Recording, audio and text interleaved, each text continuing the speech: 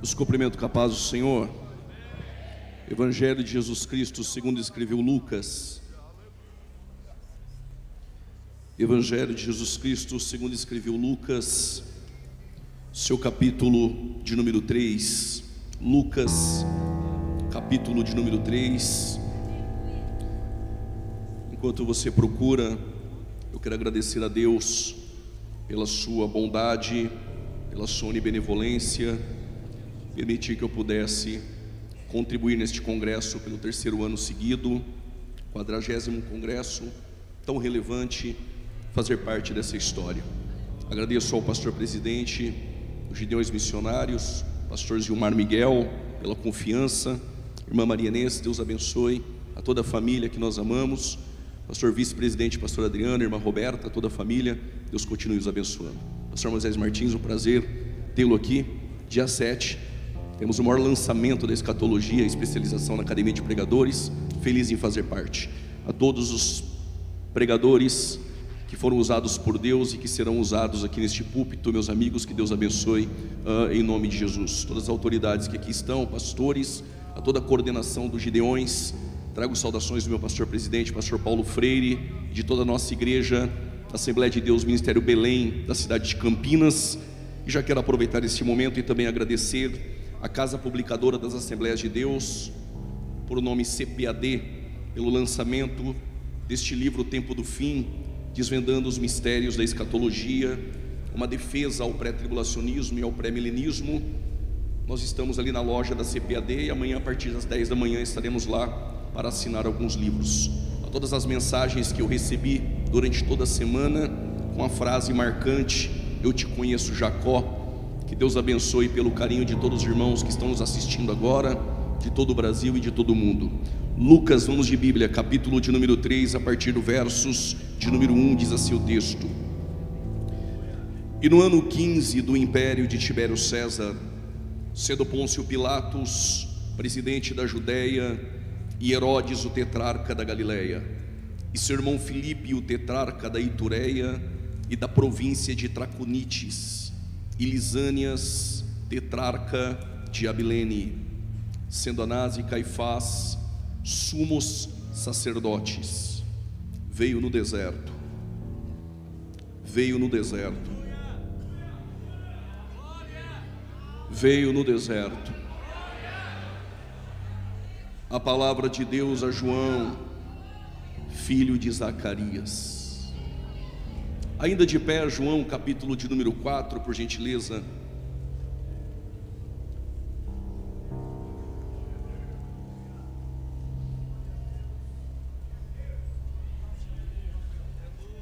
João, capítulo de número 4, versos de número 22.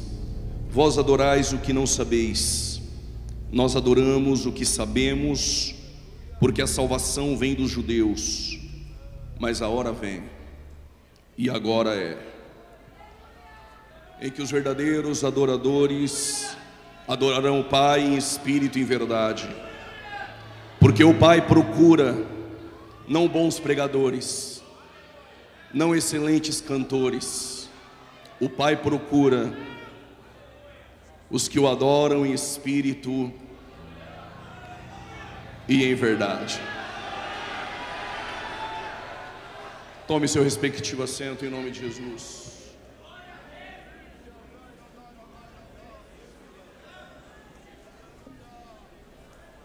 Todos nós, quando iniciamos a fé, novos convertidos, um assunto elementar e basilar que nós aprendemos é que cada evangelista que escreveu o Evangelho, ele tinha uma objetividade, uma especificidade. Cada um dos evangelistas que se proporam a escrever o Evangelho, cada um carregava dentro de seu coração uma proposta. Mateus, quando escreve o seu Evangelho, ele direciona esse Evangelho aos judeus, e a proposta mateana é apresentar Jesus como rei. Que esse Jesus que ele apresenta no seu Evangelho é o mesmo que os profetas profetizaram e falaram acerca dele. É por isso que nós vamos ler aquilo que Mateus escreve comumente, para que se cumprisse o que foi predito pelos profetas. Mateus apresenta Jesus como rei. Diferente de Marcos, que não fora uma testemunha ocular de Jesus, que segundo Papias, um dos pais da igreja, quem ditara o evangelho para Marcos fora Pedro, e Marcos escreve aos romanos, e o objetivo de Marcos é dizer que Jesus ele é servo, porém um servo que é maior do que César, um servo que tem mais poder do que César. Pelos 16 capítulos de Marcos, nós entendemos que Marcos registra o maior número de milagres possíveis dentro dos evangelhos. Diferente de João, que andou com Jesus e chamado de discípulo amado, este mesmo João é aquele que reclinava a sua cabeça no peito de Jesus.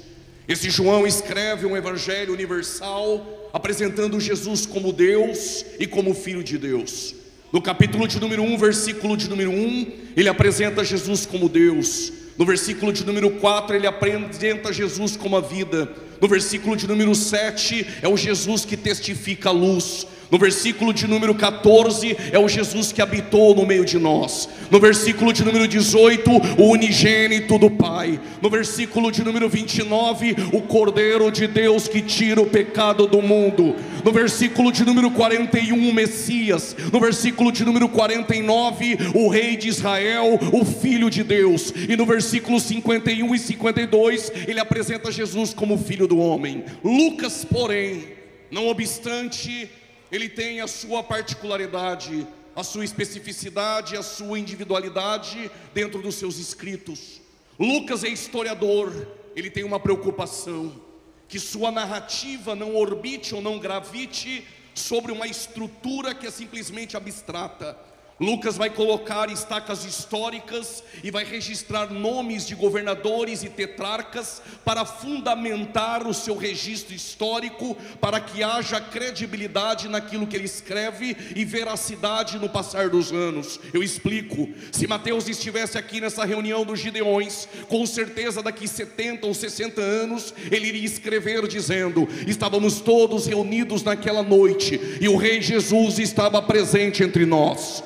Se Marcos não estivesse aqui, mas procurasse alguém para ditar tudo o que aconteceu neste evento, ele iria dizer: enquanto os Gideões, nós estávamos adorando e a palavra sendo pregada, Jesus estava curando. Parece que alguém acredita. Jesus estava curando e operando milagres. João iria escrever daqui a 50, 60 ou 70 anos que todos nós estávamos reunidos, os Gideões missionários, e que naquela semana o nosso Jesus, que é um Deus eterno, esteve presente entre nós. Porém Lucas não estaria presente, mas como historiador, ele iria procurar cada pregador que passou por este púlpito, cada membro de igrejas que vieram em suas caravanas, iria procurar pastores de casa em casa, iria recolher todas as informações, ajuntar as narrativas, e com certeza Lucas iria escrever concatenando em ordem cronológica. Desde o dia 27 de abril até o dia 5 de maio, estávamos reunidos em Santa Catarina, na cidade de Camboriú. O prefeito era este Pavan, e o governador de Santa Catarina, Jorginho Melo, e o presidente da república, o fulano de tal. E Gideões missionários era presidido pelo pastor presidente, pastor Gilmar Miguel. E os pregadores que passaram por aquele púlpito ministraram em poder a palavra de Deus. É por isso que Lucas começa dizendo: e no 15º ano do reinado de Tibério César, sendo Pôncio Pilatos governador da Judéia, Herodes o tetrarca governador da Galileia, sendo seu irmão Filipe da região da Itureia e Lisânias da região de Abilene, sendo Anás e Caifás sumos sacerdotes. Alguém poderia duvidar se o Rei Jesus estava entre nós, alguém poderia duvidar dos milagres registrados por Marcos, mas alguém iria dizer: é verdade, no ano de 2025, no mês de abril e maio, eles estavam reunidos naquele lugar. É possível que alguém duvide da cura, mas alguém iria dizer: é verdade, verdade, Gideão estava reunido naquele lugar e naquele mês, e há veracidade naquilo que Lucas está registrando. É por isso que Lucas diz que há imperadores, há governadores e sumos sacerdotes. Permita-me dizer isso, quando Lucas agora, como médico, em uma ética apurada, ele coloca o S em pluralidade no sacerdócio, ele está dizendo, não poderia ter dois sacerdotes, só poderia ter um sumo sacerdote. Se tem dois, está corrompido. O que Lucas está registrando essa noite é: a palavra de Deus não está entre o império, a palavra de Deus não está entre os governadores, a palavra de Deus não está no templo. E por que não está no templo? Calma e segura, porque há 400 anos, desde Malaquias até Mateus, o céu se fechou em Israel. Desde Malaquias até Mateus, 400 anos sem palavra, 400 anos sem Deus. E no templo continua as mesmas musiquinhas, continua o entretenimento de bodes, continua levitas e sacerdotes se reunindo, mas de Deus escondeu a palavra do templo. A palavra não está no templo, a palavra não está no governo, a palavra não está no império, a palavra não está no sacerdócio. Onde está a palavra? Veio a palavra de Deus no deserto. Parece que alguém levantou a mão e entendeu. Veio a palavra de Deus no deserto. No deserto, no Jordão, não tem área VIP. No Jordão não tem estelionatário da fé. No Jordão não tem mercenário. O que tem no Jordão? Arrependei-vos, arrependei-vos, arrependei-vos. 2023 como teólogo, 2024 como profeta, e hoje eu vim como uma voz. Que voz é essa? Arrependei-vos, porque é chegado o reino do céu. Eu já tinha pulado da cadeira. Tem que ser crente para dar glória agora. Arrependei-vos. Ou você só dá glória a Deus debaixo de chave, porta aberta e vitória. A palavra dos Gideões é essa: arrependei-vos, arrependei-vos. Quem está comigo levanta a mão. Arrependei-vos. Aí a se não aguenta a pressão, fica com a mão baixada e segura o glória. Mas se está comigo essa noite, a palavra de Deus, a palavra de Deus não está no monopólio e na corrupção, está em homens simples que carregam no coração a mensagem: arrependei-vos, porque é chegado o reino do céu.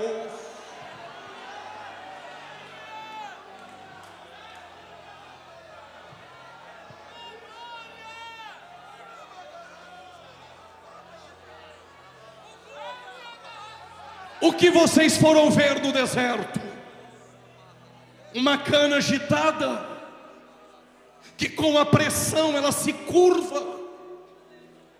Mas te apresento um pregador, te apresento um profeta, que nascido de mulher, não há ninguém como João. Deus deixou as estruturas de mármore e as colunas do templo para fazer do Jordão um tabernáculo. Há 400 anos há um silêncio profético, mas o culto agora é no Jordão, e o céu está aberto, e o céu está aberto, e o céu está aberto.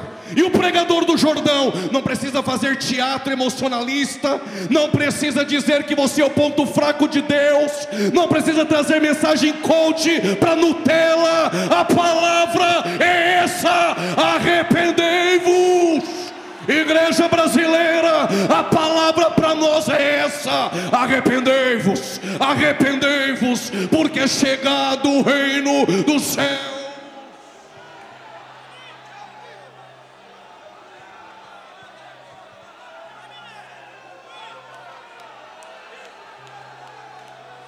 Quer abrir a boca para dar glória? Pode dar glória.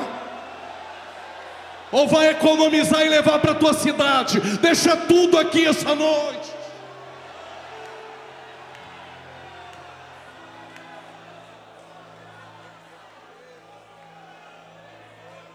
Quem é João? Em meio a um silêncio profético, em meio à crise moral, em meio a esfriamento na fé, Lucas registra que há um homem por nome Zacarias, e sua esposa tem por nome Isabel. Mas diz o texto que Isabel era estéril. Isabel carregava no colo o opróbrio, a vergonha. Não cantaria jamais em sua casa o Salmo 128. Isabel via o seu esposo sacerdote nas atividades do templo e no ofício sacerdotal, mas carregava uma vergonha dentro dela. Mas diz o texto que mesmo em meio à frieza e à apostasia, o casal permanecia irrepreensíveis, porque a pressão e a frieza de fora não altera a essência de um coração fiel do lado de dentro. Mas ela é estéril e acreditava em um Deus que fez um ventre estéril de Sara gerar uma nação, que fez o ventre estéril de Rebeca gerar um herdeiro, que fez o ventre estéril de Raquel gerar um governador, que fez o ventre estéril de Ana gerar avivamento, que fez o ventre estéril da esposa de Manoá gerar um libertador, que fez o ventre de uma virgem gerar um salvador da humanidade, e que vai fazer o ventre dela gerar uma voz, a voz de arrependimento, que vai cruzar o tempo profético. De forma fidedigna e metódica, Lucas registra, com uma pena inspirada e apurada, com perspicácia ele diz: mas Isabel era das filhas de Arão, e Zacarias era da classe sacerdotal de Abias. Lucas não precisa dizer mais nada. O que Lucas está nos dizendo essa noite, Gideões, se ela é das filhas de Arão e o esposo é da ordem sacerdotal de Abias, Crônicas 24 e 25, o sacerdócio está corrompido. E por quê? Porque Anás já havia sido deposto. Anás é sacerdote caído, mas ainda tem influência dentro do templo. Por quê? Porque Roma bancava a cadeira. Tem muita gente com cadeira bancada, mas Deus não está no meio da corrupção e do monopólio. Deus está no Jordão com os céus abertos, usando um profeta de verdade.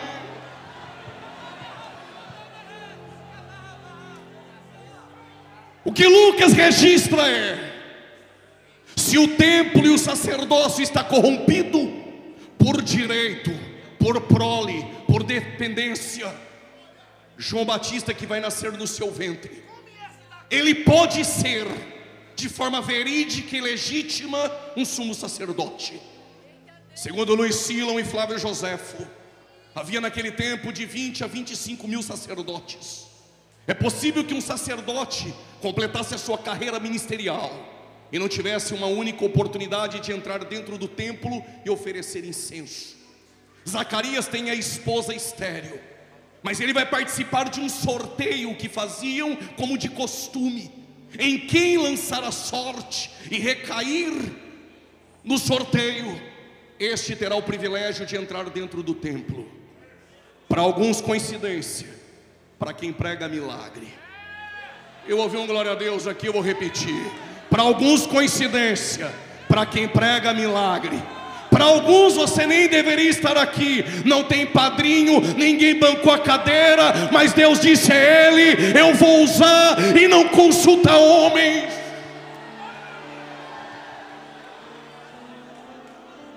Zacarias vai colocar a veste de linho, vai preparar o incenso.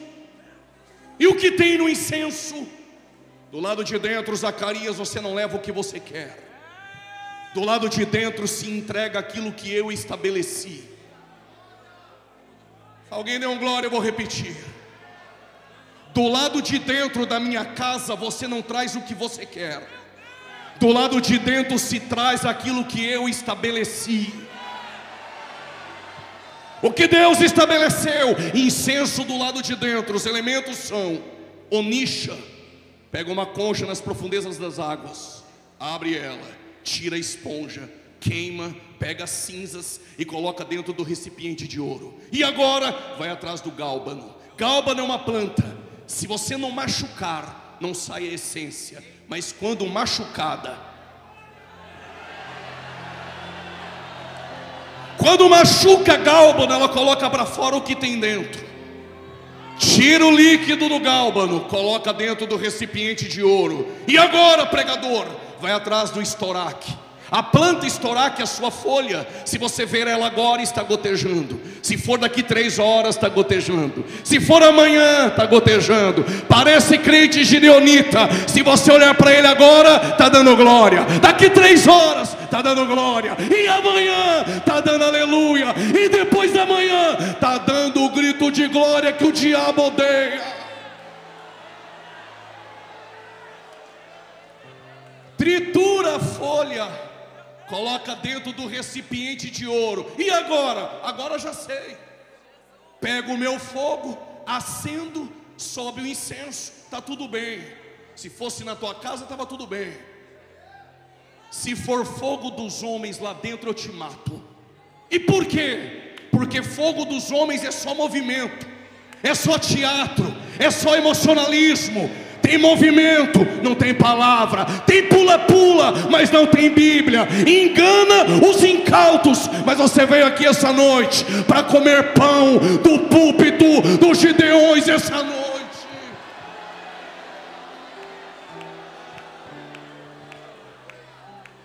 Fogo dos homens até acende. Daqui a pouco é só fumaça. Cutuca teu irmão, fala para 2 ou 3, chacoalha 10, é só movimento. O que Deus disse? Vai lá no altar. Lá tem brasa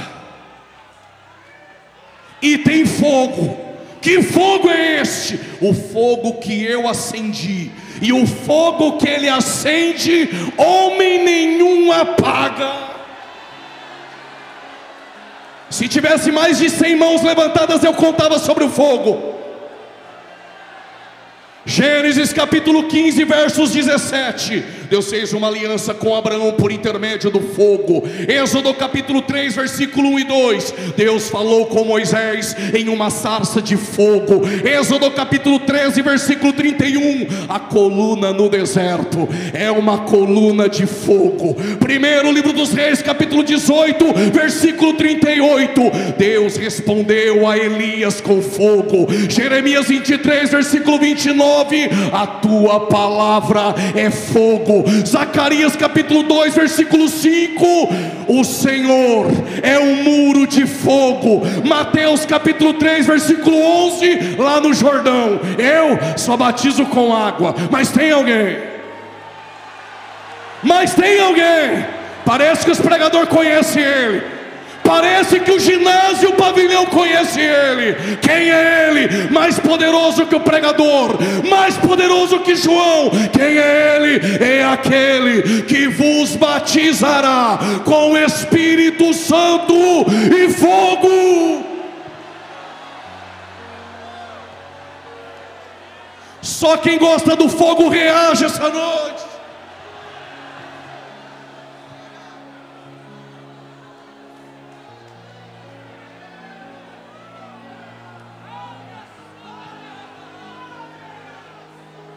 Vai ficar me olhando com essa cara de engomadinho ou vai encher essa casa de glória?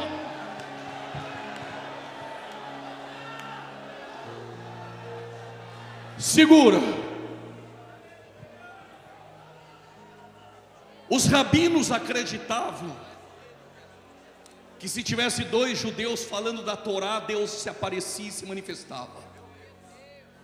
Segundo o Talmud, não poderia ter 9 pessoas para ter culto na sinagoga. No mínimo 10. Se tiver 9, porta fechada, não tem culto. Mas Jesus disse: se no pavilhão tiver 2 ou 3 crentes, tem culto. Aí tem 2 no caminho de Emaús, andando. Falando de quem? Falando dele. Ele apareceu. Diz o texto que quando ele falava, o coração deles ardia. Só dá glória se entender. A palavra arder no grego é kaio, e kaio significa, só para quem gosta, pegando fogo. Zacarias vai no altar pegar fogo e brasas para acender o incenso. Mas tem um detalhe aqui, pastores: o fogo no altar só acontece depois de limpar cinza e depois que o lenhador corta madeira. Madeira lá fora é grande, mas aqui no altar é no padrão dele. Vou repetir: lá fora é grandão, tem posição, tem até aparência. Aqui é no padrão de Deus. Sabe por que tem crente que não pega fogo? Porque é grande lá fora e quer ser grande aqui dentro. Mas se é grande lá fora e é modelado e podado aqui dentro, vai pegar, vai pegar, vai pegar. Já pegou, vai pegar em nome de Jesus. Tu não está achando que eu vim contar palestra de teologia aqui para você essa noite? Pentecostais e assembleanos ainda são batizados no fogo.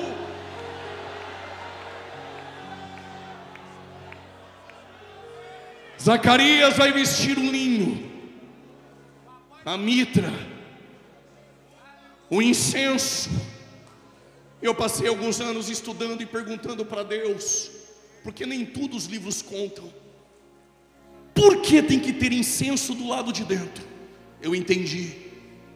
Como o sumo sacerdote trabalha com sangue, sangue no propiciatório, no lugar santíssimo, o cheiro do sangue contrai moscas. Pega uma carne e descongela sobre a tua mesa, e você vai perceber que ela contrai moscas pelo cheiro do sangue. Se tem sangue de animal lá dentro, na tampa da arca, que é o propiciatório, as moscas de fora podem contaminar o ambiente lá dentro. Mas quando o incenso sobe, mas quando o incenso sobe, mas quando o teu glória sobe, mas quando o teu aleluia sobe, o que vem de fora não contamina o ambiente do lado de dentro.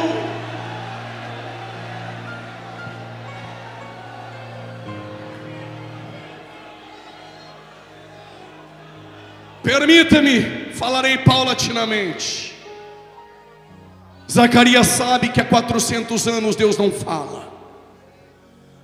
Zacarias sabe que os céus em Israel está fechado desde Malaquias. Ele vai para o formalismo. A mesma roupa,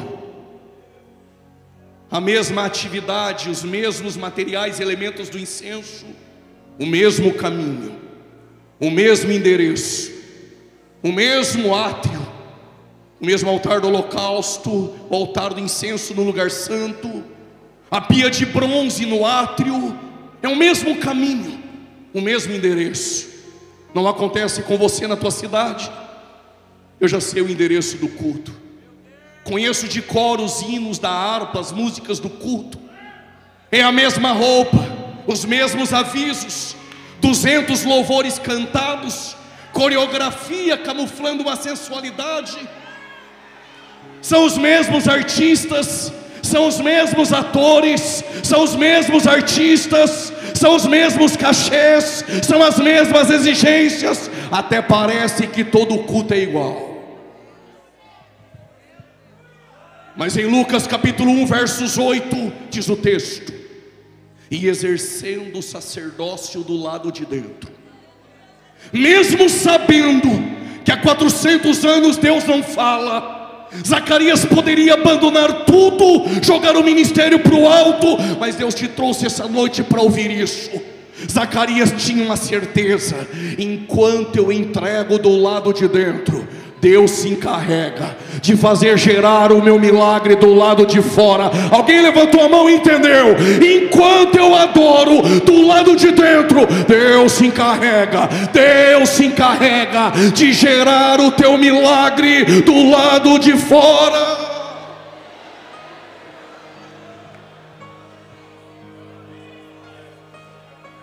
Até parece que todos os Gideões é igual, até que no lugar santo, quando ele vai oferecer incenso, apareceu Gabriel, olhou para Zacarias e disse: Zacarias, não temas. Deus te trouxe aqui, irmã, para ouvir isso. As tuas orações, as tuas orações, as tuas orações, elas foram ouvidas.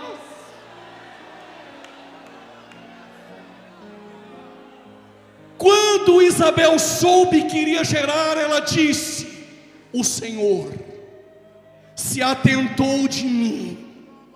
Se não entendeu, eu explico. O Senhor me viu. O Senhor te viu. Ele não te perdeu de vista essa noite. E Isabel disse: e Ele removeu o meu opróbrio. Deus marcou esse dia 2 para lhe dizer: essa noite, através desta palavra, eu removo a vergonha da tua casa. Alguém levanta uma mão. Eu removo o opróbrio, a ignomínia e a vergonha. Tu vai gerar para a glória de Deus.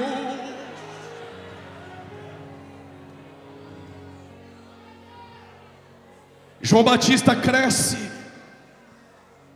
e João Batista agora ele pode vestir o linho do Pai. Ele é sacerdote. Ele pode colocar a mitra na cabeça com a lâmina, santidade ao Senhor. Ele pode entrar dentro do templo, ele pode oferecer incenso, e ele pode comer das comidas que o sacerdote come. Mas Deus disse: tu achou que iria ser sacerdote, mas eu te chamei para ser profeta.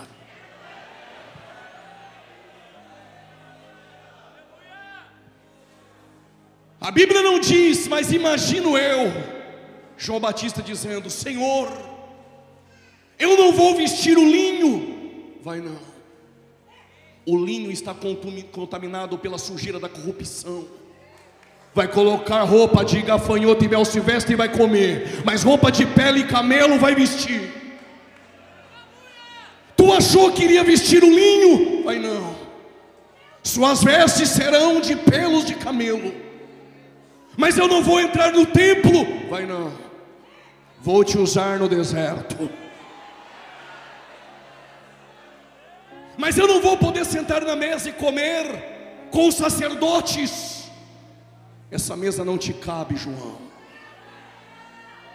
Essa mesa está suja, está contaminada. A mesa que eu tenho para ti é no deserto. Vai comer gafanhoto e mel silvestre. Mas aqui um atrito entre nós, pregadores. Qual o atrito? Na mesa de Jezabel come 850 e se fartam. E os verdadeiros? Obadias escondeu 100 na caverna e é pão e água. 850 comem do bom e do melhor. Estou falando em parábolas. E os verdadeiros só tem 100 com pão e água. Põe a câmera aqui em mim. Mais vale pão e água na caverna no deserto do que contaminado comendo comida na mesa de Jezabel. Quem está comigo essa noite? Se não aguenta a pressão nem da glória, nem disfarça. Está com medo de perder a agenda? Abaixa a mão e fica quietinho. Mas se é profeta verdadeiro, que não se assenta na mesa, pula da cadeira, enche a casa de glória. Cadê o glória? Cadê o glória do povo de Deus?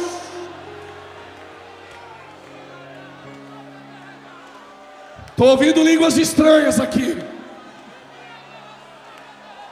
São línguas que não se contaminaram na mesa de Jezabel.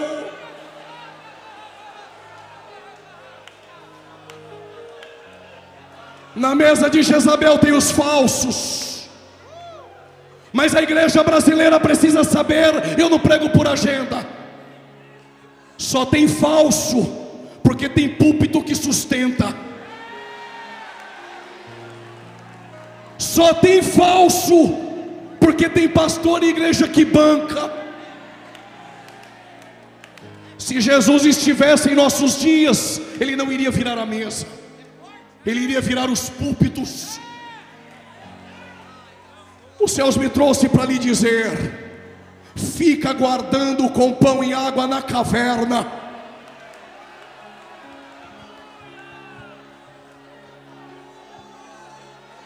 Quando eu li isso eu fiquei preocupado. Quem quer saber, pergunte por quê. Porque tem 850 na mesa de Jezabel, tem 400 de Baal e 450 de Azerá, e verdadeiro só tem 100. Aí eu pensei, estamos perdendo, estamos em desvantagem. É Deus falando para nós: deixa de ser bobo, menino. Eu tenho mais 7.000 que eu escondi. Parece que tem alguém aqui que faz parte. Eu tenho mais 7.000 que não se prostraram e não beijaram a Baal. Vai para o deserto, João.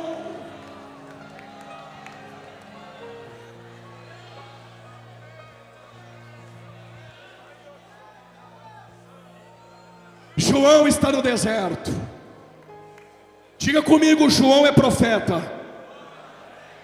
Diga: mas o sangue é sacerdotal. Quando ele está no deserto, no culto, o culto no Jordão está cheio. Por que está cheio? Porque no deserto tem palavra. E lá no templo, há 400 anos, tem animador de plateia. Só que João é profeta, mas tem sangue sacerdotal. Então ele conhece cordeiro de longe.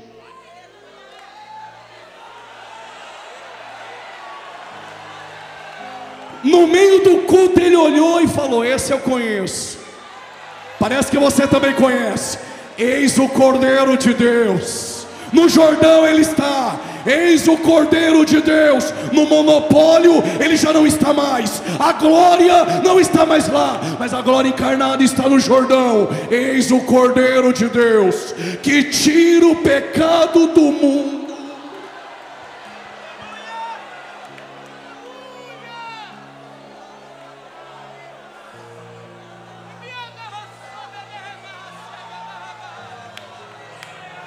Se não conseguir, pode dar glória. Estou sentindo Deus na casa. O Cordeiro está na casa. O Cordeiro está na casa.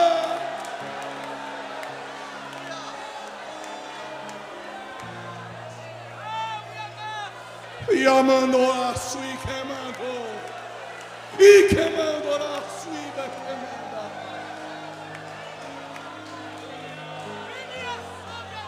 O céu está aberto em Gideões essa noite.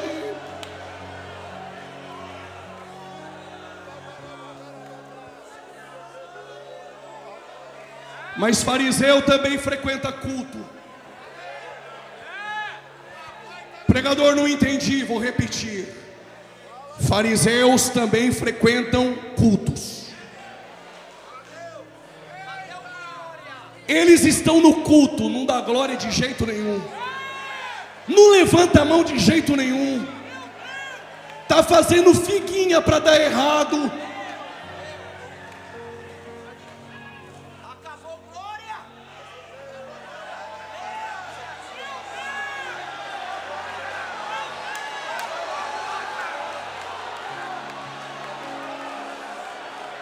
Se eu conseguir pregar, eu prego. Se eu não conseguir, deixa Deus fazer. Pregador, tem como provar que fariseu frequenta culto? Te prova agora. E para aqueles que assistiram 40 vídeos no YouTube, agora são teólogos, pode pôr na minha conta. O culto era na casa de Jesus. E é naquele culto que um homem vai sair por uma porta que ele nunca entrou. Ele entrou pelo telhado, pastor. Quando Jesus está no culto e vai curar ele, os fariseus estão no culto, não deram glória, não levantaram a mão, cara fechada, só pensaram. Só que se você não quer que Jesus saiba teu pensamento, é melhor que nem pense. Jesus olhou e falou: por que pensais mal em vossos corações? Só para saber, fariseu, que o Filho do Homem tem poder, não só para perdoar pecados. Pega a tua cama, levanta. Alguém já levantou? Alguém já levantou ali? Levanta e anda. Deixa o fariseu ficar aí sentado, rapaz.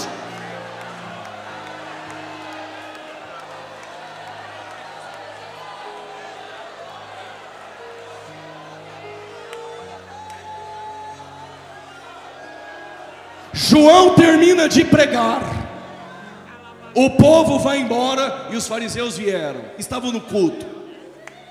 São aqueles que vivem de WhatsApp depois que você prega. Aí eles chegaram para João e perguntaram: és tu Elias? Não sou não. És tu o profeta? Se perguntassem: és tu um? Ele iria dizer: claro, mas o só tem um. Aí os fariseus querem saber de onde você veio, como chegou aqui. Aí eles perguntaram: quem és tu? Eu só sou uma voz. Eu só sou uma voz. Pregador Juliano não é ninguém, somente a voz do que clama: arrependei-vos, arrependei-vos. Veio a palavra de Deus no Jordão: arrependei-vos.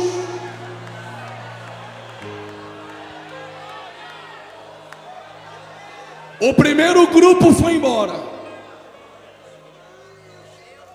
Só que depois que Jesus veio ter com João, Jesus começou a fazer milagres, curar e batizar do outro lado. Os discípulos de João, quando visitaram ele, perguntaram para João: João, vou parafrasear, tu não se sente incomodado? Incomodado com o quê? Porque aquele Jesus que passou por ti está do outro lado sendo usado, batizando mais que você. Glória a Deus se estiver pregando mais do que eu. Glória a Deus se Deus encher ele mais do que eu.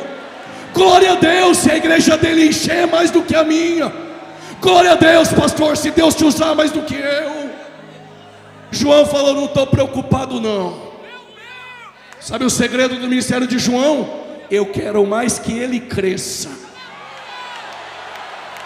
Alguém levantou a mão. Eu quero que ele cresça, e que eu diminua, que ele cresça e nós nos diminuamos essa noite. Então dê a ele o que ele merece: honra, glória e louvor.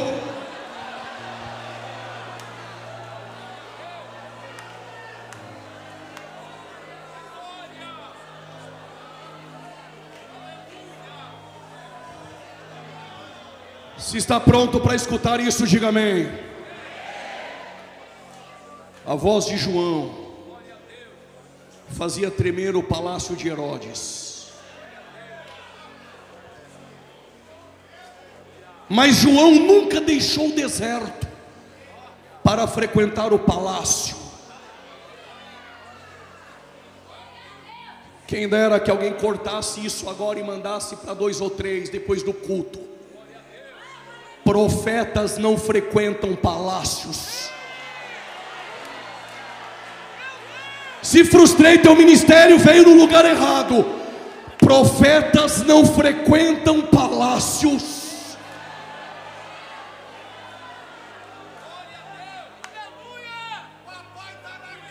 No templo com Anás e Caifás é um covil de ladrões. Mas os Herodes eram fantoches de Roma. E diz o texto em Marcos capítulo 6, versículo 20. Novo convertido, quando eu li isso, nunca mais esqueci. Mas era Deus me preparando para este tempo. Sabe o que diz Marcos 6, versículo 20?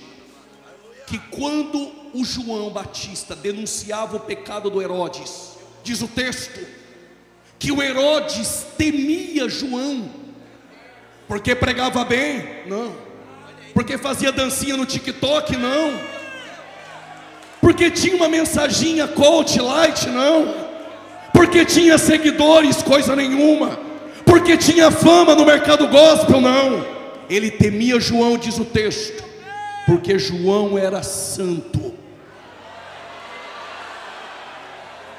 e justo. Glória você vai dar agora, tem que ser crente para dar. Olha o que diz o texto, continuação do versículo: Herodes gostava de ouvir João. Gostava de ouvir João, mas nos bastidores pediu a cabeça dele. Sabe que Deus te usa, mas quer matar teu ministério. Sabe que é Deus falando essa noite, mas não abre a boca para dar glória, só para dizer que não está aprendendo nada. Tem gente que sabe que Deus te usa, gosta da tua palavra, sabe que tu tem unção, mas não queria te ver aqui essa noite, pastor. Não queria te ver pregando aqui essa noite. Mas a cabeça de João vale metade de um reino. Eu também gosto desse silêncio. A cabeça de João vale metade de um reino. Prove, te provo. Herodes, Herodias e Salomé, bebendo orgia. De repente, embriagado, Herodes falou para ela: pede o que tu quer, até metade do meu reino eu te dou. Herodias falou para a filha: tu quer o quê? Quer metade do reino? Ela disse: não, quero a cabeça de João. Porque João não aprova pregador no quinto casamento pregar no púlpito do Jordão.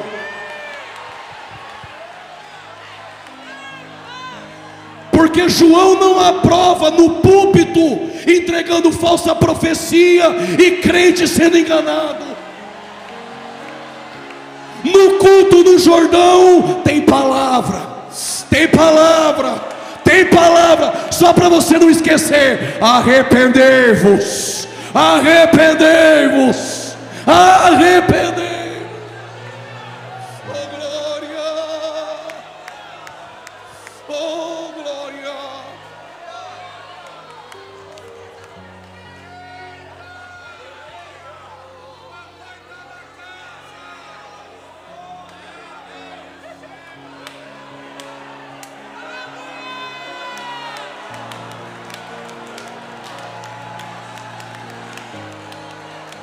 Quadragésimos Gideões ficará marcado. Tu sabe que Deus usa, mas queria nossa cabeça. Eu te conheço, Herodes. Eu te conheço, Herodes.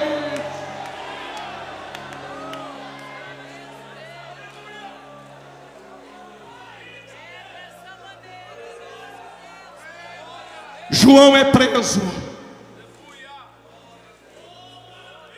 Arrancaram a cabeça do profeta, colocaram em uma bandeja. Pergunte bem forte: e agora? Se você fosse no culto, no templo, tem as musiquinhas lá, as mensaginhas lá, mas há 400 anos Deus não está mais lá. Aonde é o culto? No Jordão. Mas como arrancaram a cabeça de João, é como, vou repetir, os haters depois vão aproveitar. É como se tivesse uma placa no Jordão dizendo: o culto não é mais aqui. Mataram João. O culto não é mais no templo há 400 anos. Mas Isaías disse por quê? O profeta Isaías disse no capítulo 1: o culto que Deus reprova. Que culto era esse? Deus disse pela boca de Isaías: as tuas ofertas eu não quero mais, as tuas músicas não me alegram. Não venham mais para o meu culto trazer sacrifícios. Vocês me cultuam, mas o coração está longe. Quando o pregador pede, você aprendeu a cutucar 2 ou 3, você aprendeu a bater na mão de 10, aprendeu a chacoalhar 6, decoramos tudo sobre o culto, liturgia do culto, mas Deus disse: mas não conhecem o Deus do culto. O profeta de Tecoa, lavrador e boiadeiro, Amós, no capítulo 5, disse: afasta de mim o intrépito dos seus cânticos, eu aborreço das tuas festas. Sabe o que Deus estava dizendo? As festas que vocês fazem sem mim, as festas que vocês louvam homens, a festa que o pregador é o centro dela, aonde Deus não ocupa o primeiro lugar, Deus não está. O que Deus está dizendo é: pegue essas musiquinhas que exaltam homens e deixe em casa cantoras de 40 mil e 20 mil com exigências. Fiquem em casa, porque no meu culto eu não aprovo.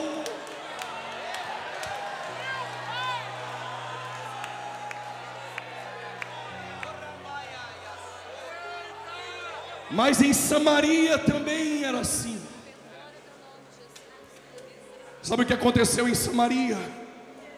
Quando a Síria invadiu o reino do norte, levou cativo os nossos irmãos do reino do norte, eles colocaram lá 5 povos: Babel, Cuta, Rava, Hamat e Sefarvaim. Por que a Síria colocou 5 povos? Para que Samaria perdesse a identidade. Cada povo trouxe o seu Deus, suas músicas, seus cultos, suas vestes. Houve um sincretismo religioso. É o que está acontecendo hoje. Neopentecostais travestidos de espirituais e pentecostais estão manchando o pentecostalismo no Brasil.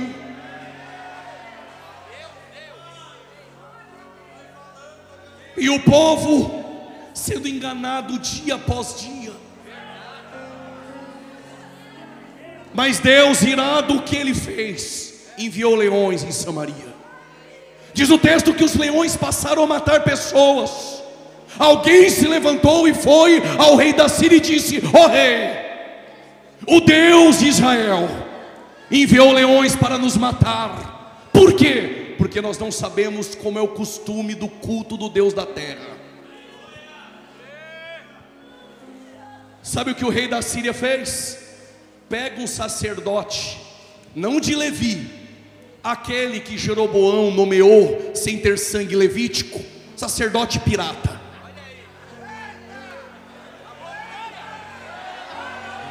Eu vou repetir: traz um sacerdote pirata para ensinar para o povo a manha do culto, só para calar leões.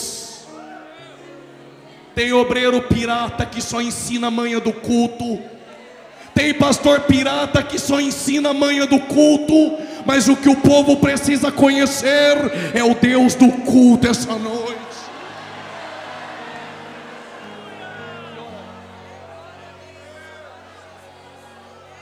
Vocês me aguentam mais 10 minutos? Digam amém. Se não tem culto em Samaria, só tem sacerdote pirata, e aprenderam a manha do culto, não conhece o Deus do culto. Se não há mais culto em Jerusalém, e não há culto no Jordão, e agora? Se o sacerdote pirata ensinou a manha do culto, um sumo sacerdote, segundo a ordem de Melquisedeque, ele vai entrar em Samaria, não para ensinar a manha do culto, mas para ensinar uma mulher samaritana aonde é o culto e quem é o Deus do culto.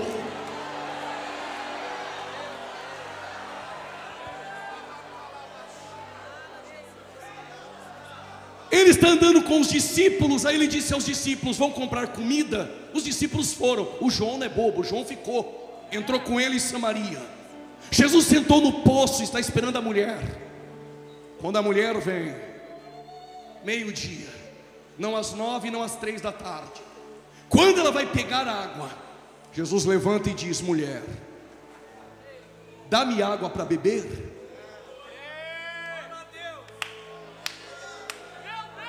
Como tu, sendo judeu, pede água para beber para uma mulher samaritana? Mulher, você vem neste poço, bebe água, vai para casa e volta a ter sede. Se tu conhecera o dom de Deus, e quem te pede água, tu já bebeu dela, tu me pediria, e eu te daria a água da vida eterna.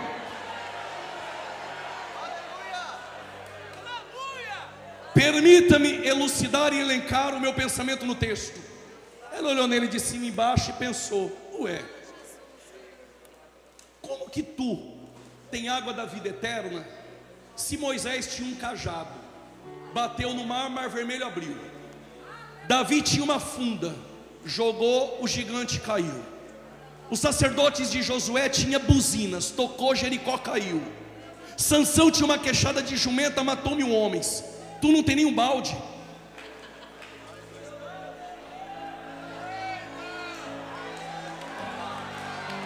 Não tenho balde, não tenho água benta, não tenho rosa ungida, não tenho lenço ungido, não tenho chofar, mas eu tenho algo. Mas eu tenho algo que busca um presidiário no fundo do poço, que busca o traficante no fundo do poço. O que ele tem? Ele tem a graça.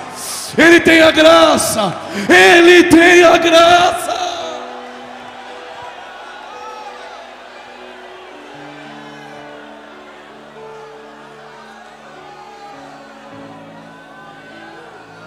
Só ele busca o mais vil pecador no mais profundo de um poço.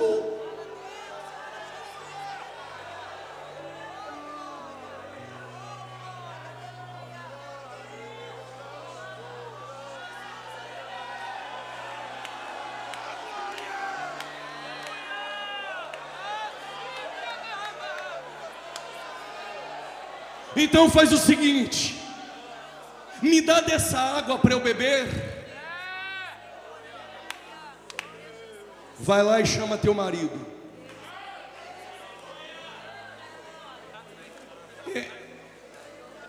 Eu não tenho marido. Dissesse bem.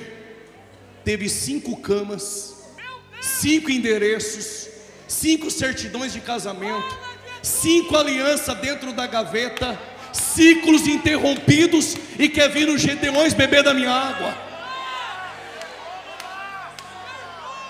E digo mais, e ainda tem um ficante, quer beber da minha água aqui dentro, mas depois sair lá fora e beber água do mundo. Vai se converter, rapaz.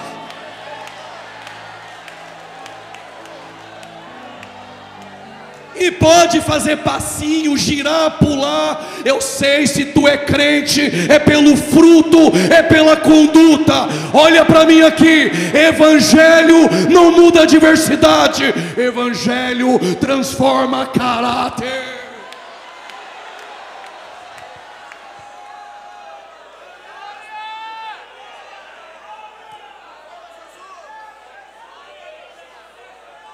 Eu vejo que tu é profeta, mas vamos fazer o seguinte: eu cresci adorando lá onde Jeroboão colocou 2 bezerrinhos em Dan e Betel, em Samaria.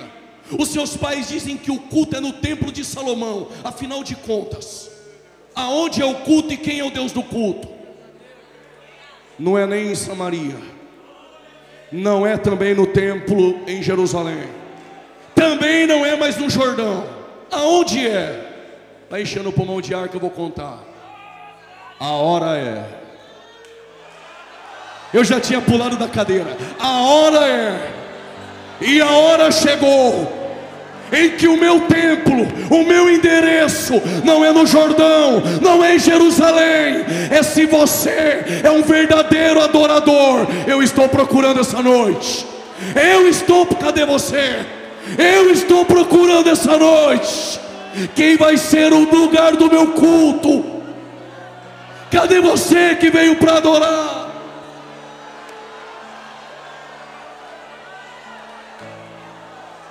A hora é em que os verdadeiros adoradores adorarão o Pai em espírito e verdade. Se é de verdade, não tem máscaras. Se é de verdade, não tem atores essa noite. Se é de verdade, não tem faz de conta. Se é de verdade e Ele te encontrou essa noite, você é o endereço que Deus escolheu. E aonde é o culto? Dentro de você. Dentro de você. Dentro de você essa noite.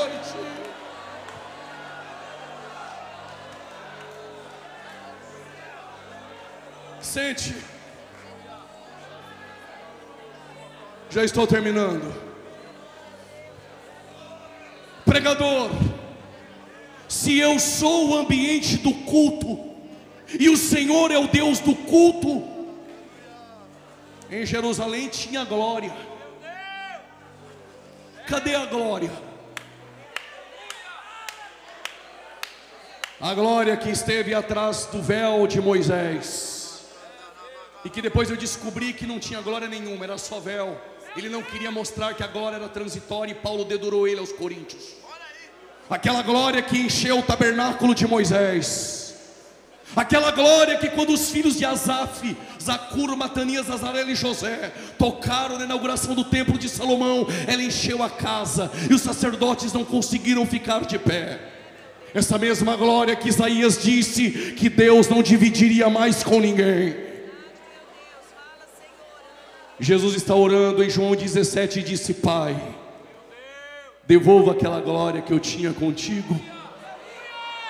Vai fazer o que com ela?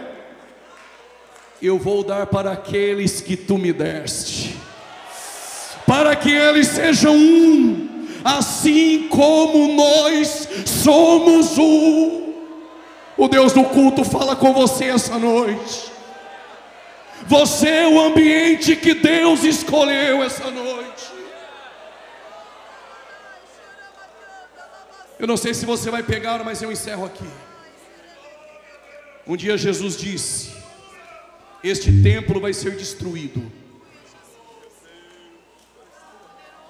mas em 3 dias eu levantarei. Segura. Só João pegou. João disse, pastor Moisés, ele falava isso do seu corpo. Vocês estão prontos para ouvir? Eu vou dizer. O que Jesus estava dizendo nas entrelinhas é: quando eu estava na eternidade, eu era o templo de Salomão. Glória, glamour, esplendor. Mas quando eu me fiz carne, eu me tornei no templo de Zorobabel, sem formosura, sem aparência, desprezado pelos homens. Mas este templo da cruz vai ser destruído, mas ao 3º dia eu levanto um novo templo. Alguém já levantou da cadeira e entendeu? Eu levanto um novo templo. Que templo? Vós sois o templo. E cadê a glória? Paulo diz: nós andamos de glória em glória, de glória em glória, de glória enche essa casa de glória. Coloque-se de pé, nós queremos orar por você.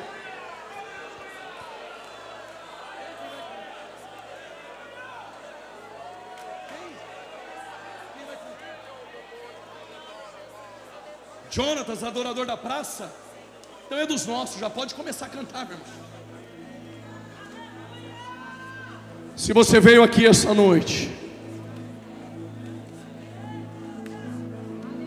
para ser o endereço que Deus escolheu,